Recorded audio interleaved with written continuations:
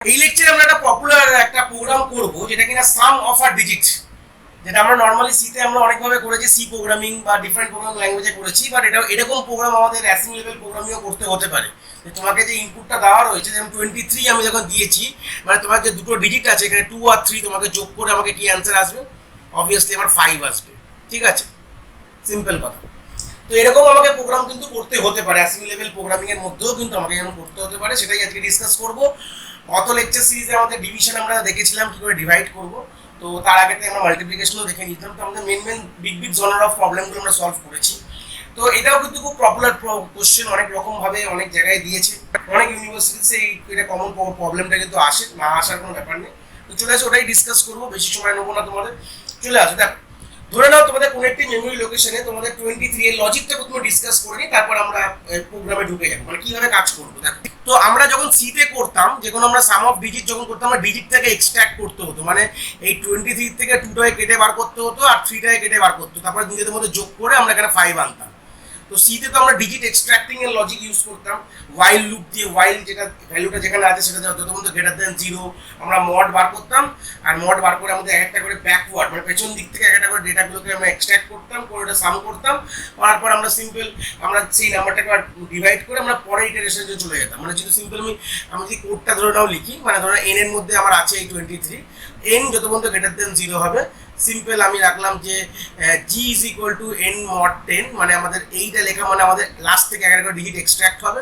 আর ধরুন সাম বলে একটা ভেরিয়েবল আছে, সাম is equal to some plus 10 হয়ে গেল, মানে যোগ হয়ে গেল, সরি সাম প্লাস 10 হবে না, সাম প্লাস জি হবে, মানে জিটাকে আমরা সামের মধ্যে ইনিশিয়ালি ধরে নাও সামের মধ্যে আমার 0 আছে, সেলফ অ্যাডিশন হয়ে গেল। আর নেক্সটের জন্য N is equal to N by 10, তাহলে আলটিমেটলি কি হয়, এইটা লেখা মানে আমার ডিজিটটা এক্সট্রাক্ট হলো, হয়ে আমার সাম অফ ডিজিট হয়ে গেল।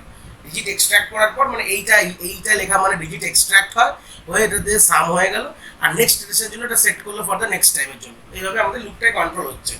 তো এইটা তো বেসিক সি এর গল্প ছিল, সি জাভা পাইথন যে কোনো প্রোগ্রামিং ল্যাঙ্গুয়েজে আমরা এই কোডটাই লিখি, আমরা খুব লজিক্যাল কথা।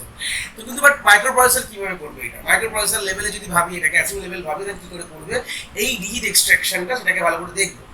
দেখো মাইক্রোপ্রসেসর কি করছে ডিজিট এক্সট্রাক্টিং এর জন্য, ও ইউজ করছে একটা কনসেপ্ট যেটা কিনা ANIF0, মানে অ্যান্ড ইমিডিয়েট অফ 0F।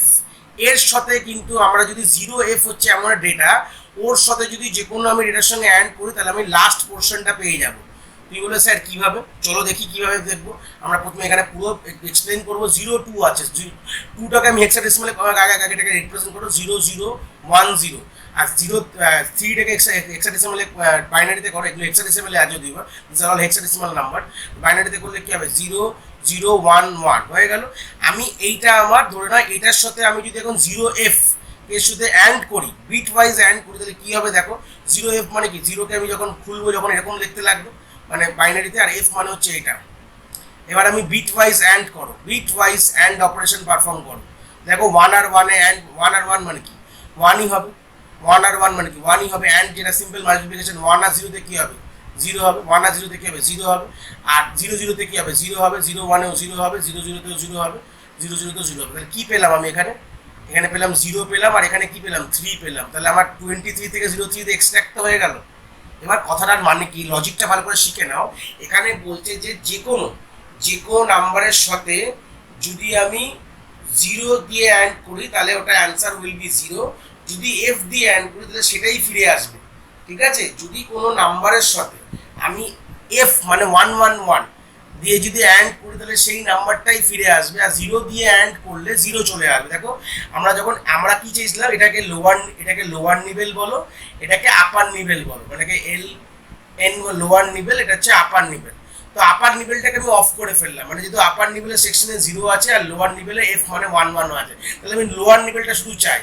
তাহলে এরকম লজিক কিন্তু আমাদের অন্য জায়গায় কাজে লাগবে। তাহলে এই লজিকটা ভালো করে বুঝে নাও যে লোয়ার নিবেল আমি 1 দেওয়া মানে কি, আমার লোয়ার নিবেলটুকুই রইলো আমার ফাইনাল আউটপুটে, কিন্তু আপার নিবেলটা আমাদের অফ হয়ে গেল, মানে 0 হয়ে গেল। তাহলে এখন কি হয়েছে 03 আমার আউটপুটে চলে আসলো। এইভাবে কিন্তু আমরা এক্সট্রাক্ট করি।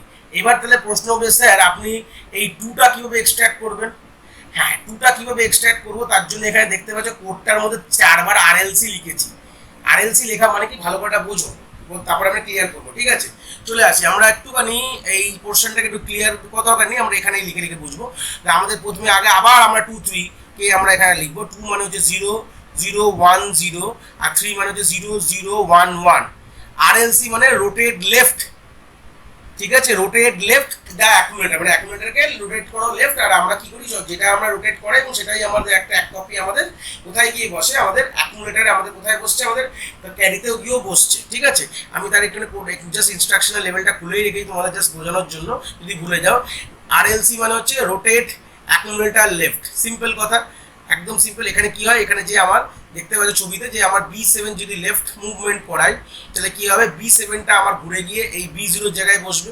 আর এবং B7 এর একটা কপি আমাদের এই B7 এর একটা কপি ক্যারিতেও বসে যাবে, মানে ক্যারিতেও একটা বসবে। আর তার সাথে সাথে আমাদের যে লেফট অর্ডার মুভ করে আর আমাদের লাস্টে গিয়েও বসবে, এবং সেই অর্ডারে একটা করে সবাই শিফট করে গেছে। দেখো B0 এখানে শিফট করে গেছে, B1 এখানে শিফট করে গেছে, B2 এখানে, মানে একটা করে সবাই শিফট করে গেছে, ঠিক আছে? থ্রু ক্যারি না, আমার দুটো কনসেপ্ট থাকে, থ্রু ক্যারি আর নর্মাল থাকে। থ্রু ক্যারি বলতে ক্যারির মালটা যাবে হচ্ছে B0-তে, B7টা যাবে ক্যারিতে। আমি জাস্ট দেখিয়ে দিচ্ছি পরেরটা, এটা হতেই পারে তোমরা একটু ভুলে যেতেই পারো। RALটা দেখো RAL গল্পটা হচ্ছে আমার B0টা যাবে হচ্ছে B7, আর ক্যারিটা চলে যাবে হচ্ছে আমার B0-তে, থ্রু ক্যারি। এটা এই দুটোর একটুখানি ডিফারেন্স আছে, জাস্ট একটু দেখিয়ে দিলাম। চলে আসি, তাহলে বুঝতে পারলাম। তাহলে আমাদের এখানে ক্যারির গল্প লাগবে না, আমি ক্যারি ধরবো না, আমরা সিম্পল রোটেট করাবো। তো তুমি রোটেট করাবো, তাহলে এখানে আমি যদি রোটেট করাই তাহলে কি কি হতে পারে চলো দেখি। তাহলে ফার্স্ট রোটেশন যদি আমি করি, RLC যদি এই কমান্ডটা লিখি, তাহলে কি হবে, RLC মানে এই 0টা চলে যাবে হচ্ছে এই ফেজে চলে যাবে, তাই তো? এই 0টা আমার এখানে চলে যাবে। তাহলে কি হতে পারে, 0 1 0 0, এটা তো আমার শিফট হয়ে গেল, ঠিক আছে? তারপর হচ্ছে 0 1 1 0, দেখো 0টা এখানে চলে যাওয়া মানে কি এটাই হওয়া উচিত। ফের যদি RLC লিখি, তার মানে কি হবে, তাহলে তার মানে হচ্ছে এই 0টা এখন এখানে চলে যাবে, আর বাদ বাকি সব শিফট হয়ে যাবে। তার মানে কি 1 0 0 0, আর যে 1 1 0 0 হয়ে গেল। আরেকবার যদি RLC লিখি তাহলে কি হবে, দেখো তার মানে কি, তার মানে এই মালটা এখানে চলে যাবে, 1টা আমাদের এই লাস্টে চলে যাবে, এর জায়গায় চলে যাবে। তাহলে কি হবে, 0 0 0 1 1 0 0 1, 3বার হয়ে গেছে। কিন্তু আরেকবার RLC লিখলাম, দেখো RLC লেখো, তাহলে কি হবে, তাহলে এই 0টা আমার এখানে চলে যাবে, আর সব আপনি সব শিফট হয়ে যাবে। 0 0 1 1 0 0 1 1, সরি 1 লাস্টে 0 হবে, সরি, হয়ে গেল। তাহলে 4বার RLC করার পর আমাকে এইটা আসলো, তাহলে এটা মানে কি 0 0 1 1 0 0 1 0, তাহলে এটা হচ্ছে 3 হয়ে গেল, এটা 2 হয়ে গেল। দেখো 23 ছিল, এটা রিভার্স হয়ে গেল। এটাও কিন্তু একটা খুব ভালো important, how to reverse a digit. যদি এরকম কোনো প্রবলেম দেয়, তুমি এরকম 4বার RLC করলে কিন্তু রিভার্স হয়ে যাবে। তোমাকে ইনপুটে কি দেওয়া ছিল, 23 দেওয়া ছিল, তো তুমি 4বার RLC করলে কি আমাদের এক্সচেঞ্জ করলাম, মানে লোয়ার নিভেলটা হায়ার নিভেলে চলে গেলো, হায়ারটা লোয়ার। এটা কখনো কখনো প্রোগ্রাম আসতে পারে, exchange the lower nibble and higher nibble. তাহলে অনেক ভালো ভালো আমরা লজিক কিন্তু এখানে শিখছি, যে আমাদের যদি এরকম আসতে পারে, exchange lower nibble two higher nibble, তাহলে এটা বি না, এটা এন হবে, হায়ার নিভেল এরকম দিতে পারে। বা আমাদের বলতে পারে যে রিভার্স করতে হতে পারে, সিম্পল কথা, যে রিভার্স দ্য নাম্বার।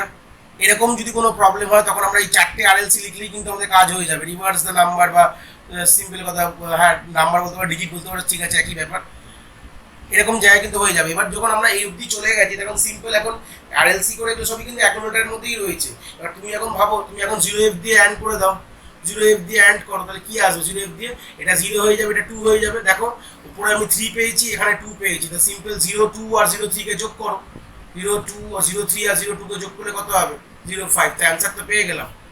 তাহলে একটা সাম অফ ডিজিটে আমরা কিন্তু অনেক রকম লজিক শিখে ফেললাম, কি করে আমরা RLC করলে অ্যাকচুয়ালি কি হয়, একটা নাম্বারের অবধি আমি RLC যদি করি তাহলে কি হলো। 4বার RLC করা মানে কি, হায়ার নিভেল লোয়ার নিভেলে চলে গেল, লোয়ার নিভেল হায়ার নিভেল চলে গেল, খুব ইম্পর্টেন্ট ব্যাপার। করার পর তুমি যদি ফের তুমি অ্যান্ড করো বিট ওয়াইজ, তুমি কি পেয়ে যাবে, তুমি এক্সট্রা, তুমি এটুকু জানো যে 0F দিয়ে তুমি যদি আমি অ্যান্ড করি, তাহলে কি হবে, আমি লোয়ার নিভেলকে এক্সট্রাক্ট করে নিতে পারবো ফ্রম দ্য নাম্বার, আমি লোয়ার নিভেলকে এক্সট্রাক্ট করতে পারবো। আমাদের তো দুটো নাম্বারই হতে পারে, একটা ডিজিটের মধ্যে ম্যাক্সিমাম 4 4, ম্যাক্সিমাম কি হতে পারে, আমার ম্যাক্সিমাম নাম্বার আমাদের 0 0 থেকে শুরু হতে পারে, আর 0 FF এ গিয়ে শেষ হতে পারে। এর মধ্যে তো এর বাইরে তো হবে না, যা হবে এর মধ্যেই আমার হবে। 0 0 থেকে দিতে পারে, FF এ গিয়ে শেষ হতে পারে, কারণ কি উই আর 8 বিট নাম্বার, যা নাম্বার হবে 8 বিটের হবে। 8 বিটের মধ্যে 4 4 দুটো নিভেল হয়, দুটো নিভেলের মধ্যে একটাতে 0 0 আর FF হতে পারে, এর থেকে তো বেশি কোনো ডেটা হতে পারে না। বাস এটাই তোমাদের বলেছে, আর কিচ্ছু না। চলে আসি এবার আশা করি লজিকটা ক্লিয়ার হয়ে গেলে কীভাবে কাজ করছে আমাদের। এবার আমরা পাশে কোডটা দেখবো। কোডটা তো আরও সোজা, এখানে কিছু বোঝানোর নেই, মানে একদমই সোজার গল্প বুঝতে পারো। তাহলে আমি এই জিনিসটা ক্লিয়ার করে নেবো যেগুলো পাশাপাশি লেখা আছে। হ্যাঁ, ক্লিয়ার করে নিয়েছি, চলে আসি। তো আমাদের এখানে মেমোরি লোকেশনটা ড্র করে ফেলি, ধরে নাও আমাদের 8000 এর মধ্যে সেম জিনিসটা রাখবো। এবার আমি কোডে চলে আসলাম। কোডে চলে যে কোডটাকে এবার বুঝবো যে কী লিখেছি, যা বুঝিয়েছি তাই এখানে লেখা আছে যদিও বা, কিন্তু কোন কোন মেমোরি লোকেশন থেকে যাচ্ছে আসছে এগুলো তো আমার জানতে হবে। তো সেই সূত্রে ধরো না আমার এখানে 23 লেখা আছে, আমার যে 8000 লেখা আছে। তো LD 8000 মানে এর ইনস্ট্রাকশন কী করে, LDA মানে যেই মেমোরি লোকেশনটা আমার দেওয়া রয়েছে সেখান থেকে ডেটা তুলে আমার কোথায় রাখবে, অ্যাকুমুলেটরের মধ্যে রেখে দেবে। তাহলে অ্যাকুমুলেটরের মধ্যে এখন কী আছে, 23 আছে, ব্যাস হয়ে গেল। তো প্রথমে আমি কী করলাম, এটা একটা কপি রেখে দেওয়া ফর ফিউচার ইউজের জন্য। এটা লিখেছি মুভ A, B, মানে বি রেজিস্টারের মধ্যে এর একটা কপি তুলে রেখে দিলাম, ভালো কথা। এটাকে আমরা 0n এর সাথে অ্যাড করবো। এবার দেখো তাহলে কি করলাম, এবার আমি ANI অফ 0F মানে অ্যাকুমুলেটরের সাথে 0F এর অ্যান্ড পোর্শন করো, তাহলে 2 3 সঙ্গে 0F। তাহলে এখন রেজাল্টটা কি হবে, তাহলে আমরা অলরেডি জানি 03 হবে। অ্যাকুমুলেটরের মধ্যে এখন কি চলে এসেছে, আমার এখন 03 চলে এসেছে, ব্যাস হয়ে গেল, গল্প শেষ। এবার কি করলাম দেখো, ভালো করে দেখো, তাহলে এটা কোথায় যাবে, 03টা অ্যাকুমুলেটরের মধ্যে চলে গেছে, ব্যাস গল্প শেষ। এবার দেখো আমরা কি করছি, অ্যাকুমুলেটর কন্টেন্টটা সিতে স্টোর করে রেখেছি, এটা ফর ফিউচার পারপাসে লাগবে। সিতে কি করলাম, 03 স্টোর করে রেখেছি, ব্যাস এইটুকু কাজ শেষ।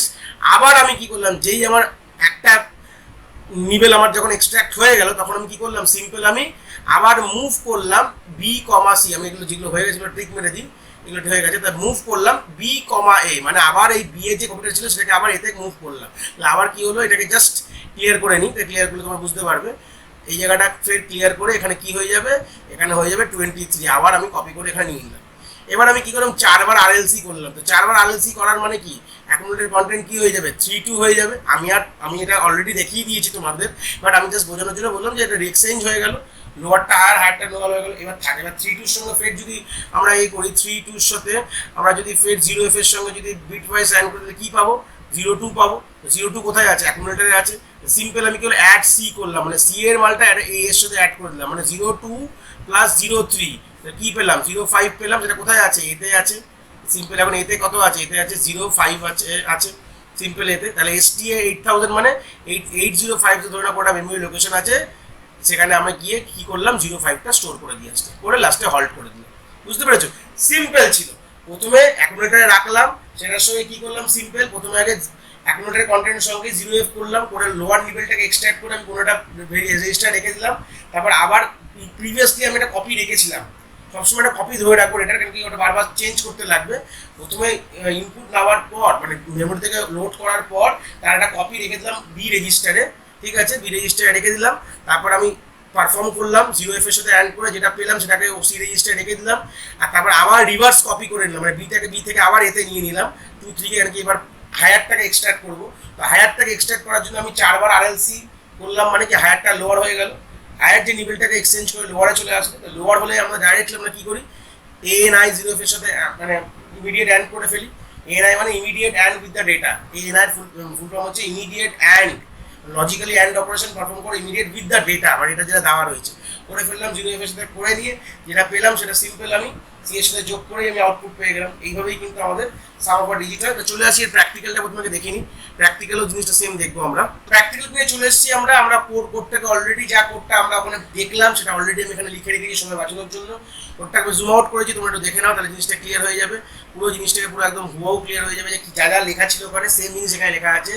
LD 8000 মুভ, প্রথমে এর ভ্যালুটা বিতে মুভ করলাম, অ্যান্ড করলাম, তারপরে সিতে মুভ করলাম, আবার যে বি এর রিজাল্ট ভ্যালুটা আমি এতে মুভ করে 4 বার RLC করলাম, ওরা আমি ইমিডিয়েট অ্যাড করলাম, যে ডেটা পেলাম সেটা সির সঙ্গে অ্যাড করলাম, করে আমি স্টোর করে দিলাম। যা আমি ওখানে করেছিলাম সেই জিনিসটা এখানে কিন্তু হুবাহু আছে।